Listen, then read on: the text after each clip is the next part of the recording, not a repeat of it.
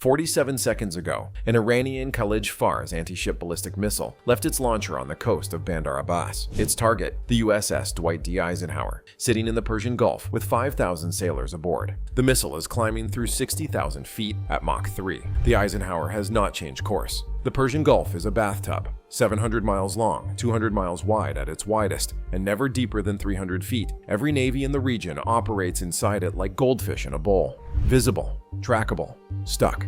And right now, the most expensive fish in that bowl is a 100,000-ton Nimitz-class aircraft carrier. With a flight deck longer than the Empire State Building, is tall. It carries 44 aircraft, a crew of 5,000, and roughly $13 billion worth of American foreign policy. The Iranians have been watching it for 6 days. They know its patrol route, its speed, the gap between its escort destroyers.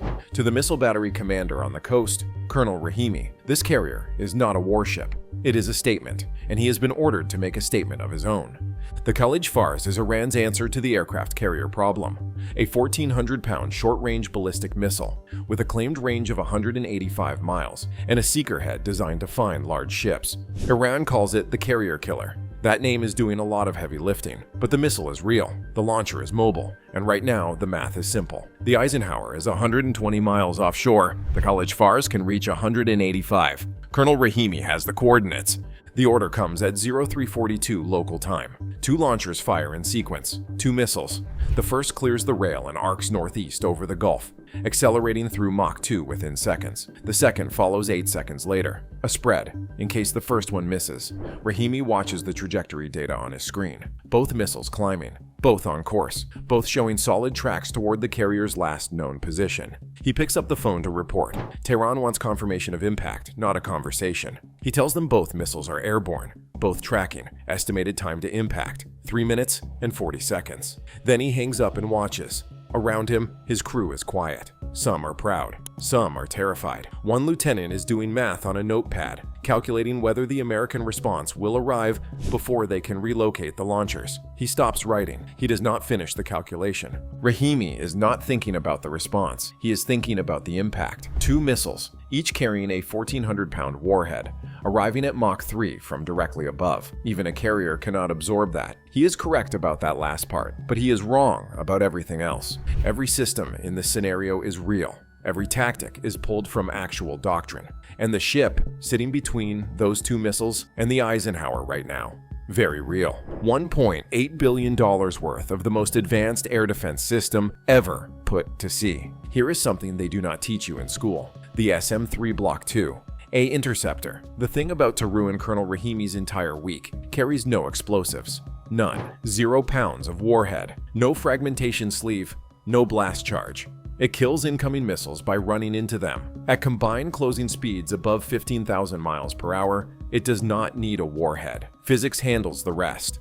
Hitting a bullet with a bullet is a cliche. The SM-3 hits a bullet with a smaller bullet at 6 miles per second and does it on purpose. 70 miles south of the Eisenhower, the Arleigh Burke-class destroyer USS Kearney saw both launches before the missiles cleared their launchers. The Spy-1D radar on the Kearney does not scan the sky the way older radars do, sweeping around like a searchlight. It stares at it, all of it, every direction, all the time. It saw both missiles the moment they moved. 4 seconds later, it had their trajectories. 6 seconds later, it classified them as ballistic threats. By the time Colonel Rahimi picked up his phone to call Tehran, the Kearney's Combat Information Center already had a firing solution on both. 3 million watts of radar energy, and it needed less than 10 seconds to decide these missiles were already dead.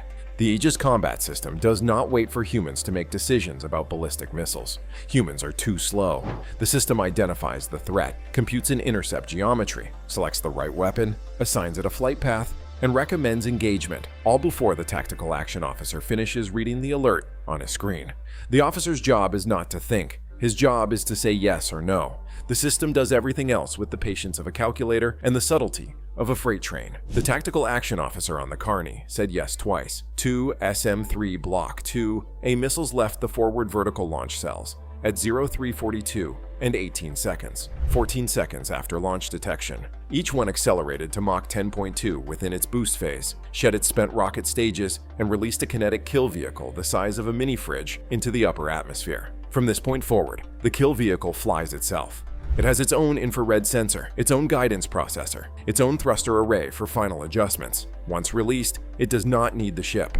It does not need the radar. It finds the incoming warhead on its own, a glowing dot against the cold black of near space, and steers directly into it with the precision of a surgeon and the restraint of a wrecking ball. Meanwhile, 240 feet below the flight deck, the Eisenhower's air boss is reviewing the afternoon launch schedule. He has been informed of the inbound missiles. He has also been informed that the Carney has it handled. He makes a note in the log, takes a sip of coffee, and moves on to the next item. He does not cancel flight operations. Back on the Carney, the Aegis system is now tracking both Iranian missiles, both SM-3 interceptors, and 347 other contacts in the battle space simultaneously. It is doing this while also managing the integrated air defense of 3 other ships in the strike group.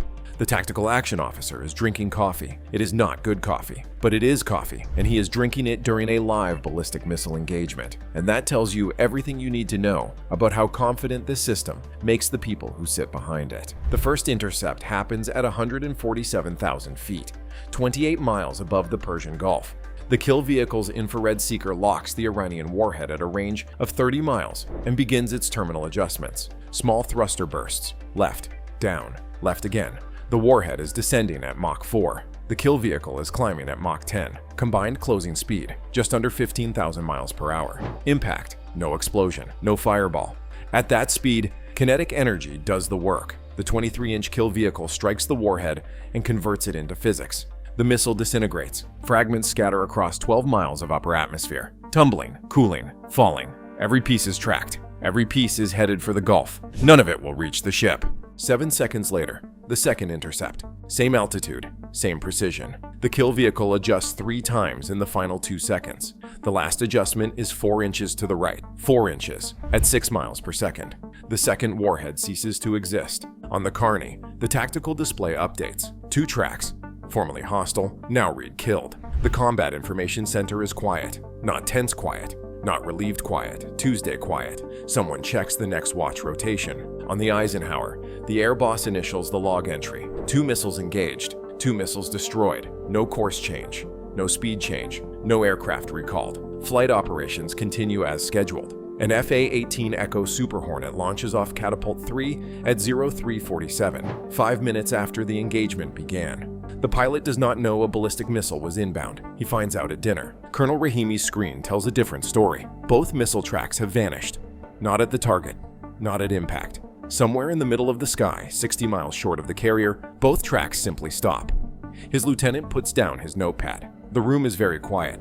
The Carney does not broadcast a message. It does something worse. It transmits a data packet, unencrypted, on a standard naval frequency, containing the complete radar track of both missiles. Launch coordinates, flight path, intercept point, time of destruction. Every data point precise to the second. No commentary, no words, just the math. It is the military equivalent of returning someone's arrow with a note attached showing exactly where they were standing when they shot it. No threat, no warning, just proof that every move was watched, measured, and filed. Every ship in the Gulf received that data packet. Every Allied Navy, every intelligence service with an antenna pointed at the water.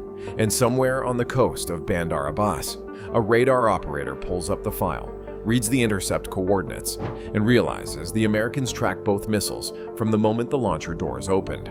Colonel Rahimi does not pick up the phone immediately. He waits 4 minutes. He is composing what to say. There is no comfortable way to tell Tehran that both missiles were destroyed in midair, 60 miles short of the target, that the carrier did not change course, that it did not even change speed. He writes the report instead. 3 pages. He rewrites the first sentence 4 times. Every version sounds like an excuse. Every version is 600 miles away, in an operations center that officially does not coordinate with the 5th Fleet. Someone pulls the radar replay and watches it again. 2 launches, 2 intercepts, 14 seconds from detection to engagement. The entire sequence lasted less time than it takes to order coffee at a drive-thru. Somewhere in the Persian Gulf, the USS Dwight D. Eisenhower continues its patrol. 5,000 sailors, 44 aircraft, 100,000 tons of steel cutting through flat water at 15 knots. Straight and level, calm, unhurried, as if nothing happened at all. Because for the Eisenhower, nothing did. That is why no missile has ever reached an American carrier. Not because the missiles do not exist. They do. Not because nobody would try, they would, but because between the launcher and the flight deck sits a ship with a radar that never blinks, and a missile that does not need a warhead, and the crew drinks coffee while it works. And speaking of things that never quite go the way the other side planned, next video, we are looking at a Russian submarine that spent 3 weeks spying on the US Navy in their own backyard. The Russians thought they were invisible. They were not even close. That one drops next week. Did you call the no warhead twist before I told you? Or did that one catch you off guard? Drop it in the comments. Stay sharp.